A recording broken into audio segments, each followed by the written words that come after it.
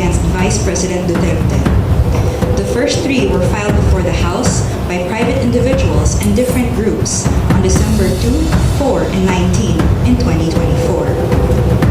A fourth complaint was lodged by a resolution approved by more than one-third of the House members of the 19th Congress on February 5, 2025, which was transmitted with the articles of impeachment to the Senate on the same day. This was followed by two petitions filed before the Supreme Court challenging its constitutionality. The Supreme Court decision, written by Senior Associate Justice Marvic M.P.F. Leonen, ruled that all legal issues involving impeachment proceedings are subject to judicial review, considering the nature of the offices and the institutions that are subject to impeachment, its effect on the independence of constitutional departments and organs, and its nature as a constitutional process. The impeachment process is primarily a legal and constitutional procedure, but with political characteristics. It may be sui generis, but it is not a purely political proceeding. This means that the Bill of Rights, especially the due process clause and the right to speedy disposition of cases, applies to the entire impeachment process, it said. Although the court does not determine whether an impeachable officer may be removed or disqualified from political office, it emphasized that it has a duty to construe the process mandated in the Constitution. In declaring that the articles of impeachment were barred by the one-year rule, the decision differentiated the first three complaints from the fourth complaint. The first three, it said, were filed under Article 11, Section 3, Paragraph 2 of the Constitution, which allows any citizen to file a verified complaint with an endorsement by any House member. The fourth one was through Article 11, Section 3, Paragraph 4 of the Constitution, through a verified complaint or resolution filed by at least one-third of the House members. The court took note that the House and the 19th Congress did not act on the first three endorsed complaints, which were considered terminated or dismissed upon adjournment of the House. The three impeachment complaints were archived and therefore deemed terminated or dismissed on February 5, 2025. Therefore, no new impeachment complaint, if any, may be commenced earlier than February 6, 2026, the Supreme Court held. Under Article 11, Section 3, Paragraph 5 of the Constitution, no impeachment proceedings shall be initiated against the same official more than once within a period of 1 year. According to the decision, the one-year bar is reckoned from the time an impeachment complaint is dismissed or is no longer viable. A key issue in the petitions is whether the House complied with the 10-session day requirement under the Constitution for including a verified impeachment complaint in the order of business of the House. The court ruled that the House was able to comply with the requirement by putting the three endorsed impeachment complaints in the order of business of the House of Representatives, since a session day is not equivalent to a calendar day. It is a period that starts from a call to order until the session is adjourned, regardless of the passage of time. However, the court reminded the House that Article 11, Section 3, Paragraph 2 of the Constitution clearly requires that a verified impeachment complaint be immediately put in the order of business within 10 session days from its endorsement. The Constitution does not grant either the Secretary General or the Speaker of the House any discretion to determine when this period commences. Consequently, the House of Representatives is not granted any discretion except to refer these matters to the proper committee within 3 session days. However, the House may opt to consolidate all impeachment complaints properly commenced and endorsed within these periods. The court also determined that due process applies to the impeachment process. It laid down the following due process requirements in impeachment proceedings.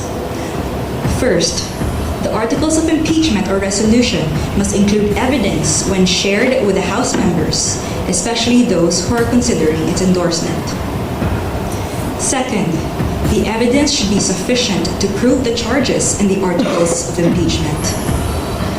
Third, the articles of impeachment and the supporting evidence should be available to all members of the House of Representatives, not only to those who are being considered to endorse. Fourth, the respondent in the impeachment complaint should have been given a chance to be heard on the articles of impeachment and the supporting evidence to prove the charges prior to its transmittal to the Senate, despite the number of endorsements from House members. The House of Representatives must be given reasonable time to reach their independent decision of whether they will endorse an impeachment complaint. The court, however, has the power to review whether this period is sufficient, but petitioner, who invokes the court's power to review, should prove that officials failed to perform their duties properly. Sixth, the basis of any charge must be for impeachable acts or omissions committed in relation to their office and during the current term of the impeachable officer. For the President and Vice President, these acts must be sufficiently grave, amounting to the crimes described in Article 11, Section 2, or a betrayal of public trust given by the majority of the electorate. For the other impeachable officers, the act must be sufficiently grave that they undermine and outweigh the respect for their constitutional independence and autonomy. And seventh, to ensure that respondent in the impeachment complaint is heard under the requirements of due process in the procedure under Article 11, Section 3, Paragraph 4, the House of Representatives is required to A. Provide a copy of the articles of impeachment and its accompanying evidence to the respondent to give him or her an opportunity to respond within a reasonable period to be determined by the House rules. The Constitution only requires an opportunity to be heard. It is up to the respondent to waive this fundamental right and opt to present his or her evidence at the Senate trial. And B, make the articles of impeachment with its accompanying evidence and the comment of the respondent available to all members of the House of Representatives. It is the House, not 1/3 of the House, that has the sole prerogative to initiate impeachment complaints. Thus, there must be some modicum of deliberations so that each member representing their constituents can be heard and thus convince others of their position. The transmittal will only take place upon the qualified vote of 1/3 of the House. We quote from the final note of the unanimous decision. It is not our duty to favor any political result. Ours is to ensure that politics are framed within the rule of just law. We cannot concede the sobriety of fairness inherent in due process of law to the passions of a political moment. Our fundamental law is clear. The end does not justify the means. We understand our history. We have learned that in the past, momentary desires to do what is convenient and concede means to ends have inadvertently created precedents that weaken the succor of law for those who dissent, or those at our society's margins, or those who may have fallen out of grace from the powers that be.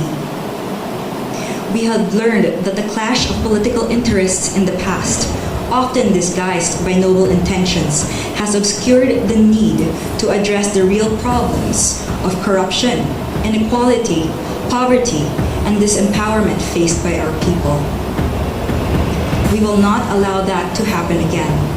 We will not hesitate to declare what is legal, just, and right for our people. There is a right way to do the right thing at the right time. This is what the rule of just law means. This is what fairness or due process of law means, even for impeachment. End of quote. The Supreme Court's ruling is immediately executory. It shall be deemed served on the petitioners and released upon publication in the Supreme Court website and receipt of the parties of their digital copy in accordance with the guidelines on the transition to electronic filing in the Supreme Court.